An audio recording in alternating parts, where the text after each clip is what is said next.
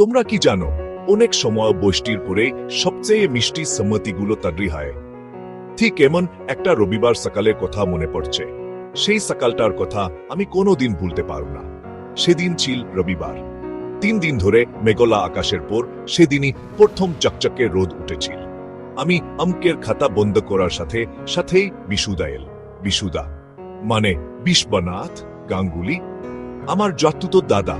সে একটা সিনেমা কোম্পানিতে কাজ করে। বিশুদা এসি বলল, হ্যাঁ রে, তোর পুজোর ছুটি কবে থেকে শুরু হচ্ছে? আমি বললাম, 7ই অক্টোবর। কেন? এই সাধারণ প্রশ্নগুলোই তো বড় বড় ওয়ারভেচারের ইঙ্গিত বহন করে। আগামী পর্বে গল্পটা আরো মজাদার হবে, তাই দেখতে ভুলো না। পরের পরান্ত রবিবার সকালে সেই মিষ্টি অনুভূতিগুলো মনে রেখো।